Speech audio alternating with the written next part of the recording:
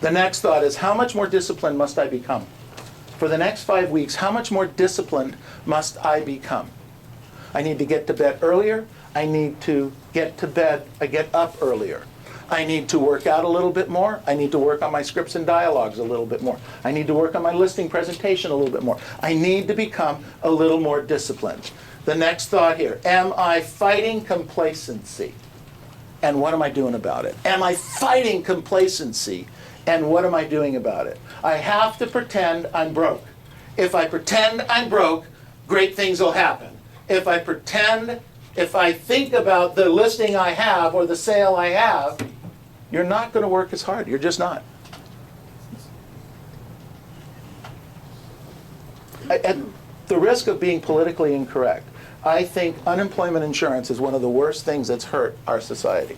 Okay? Because we know that we can collect, if we're not working, some unemployment insurance. Well, you think about that. You think about that. I was listening to a commentator the other day saying that he worked really hard to get this black BMW. This is a BMX bike.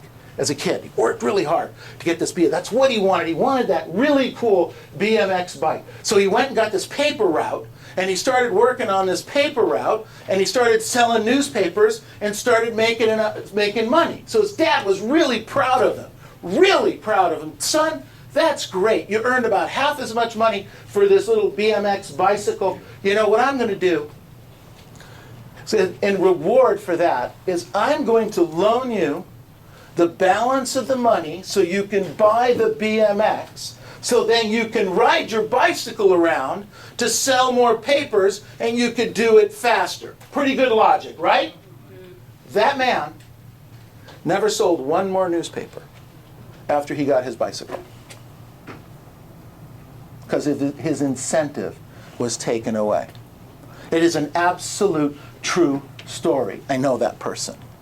And that is one of those family stories that the dad knew he had screwed his kid up on that one thing. And he said he was so wrong in doing. He told his son that years later. He said, the biggest mistake I did for you.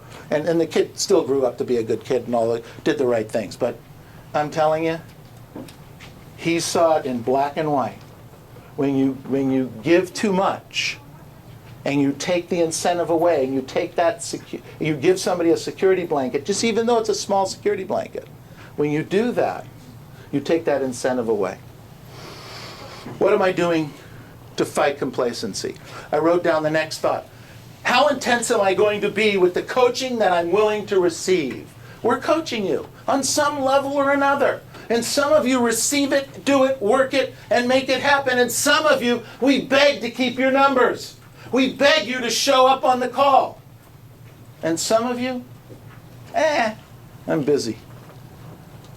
You know what? I got to tell you something. I don't think you should be so busy that you shouldn't do a regular coaching call. Think about it. Think about it. To have somebody who cares about you enough to show up and be available to you for a coaching call and make it and be available, I mean, it's amazing.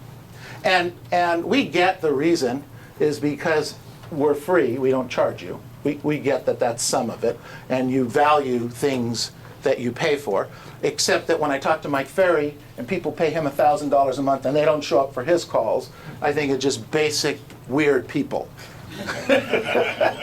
That's really weird, Mike. And the next thought is, am I willing to stay on course? Am I willing to stay on course? And even though the program didn't yield me something today or tomorrow, I'm willing to stay on course and do what needs to be done until I start to see results.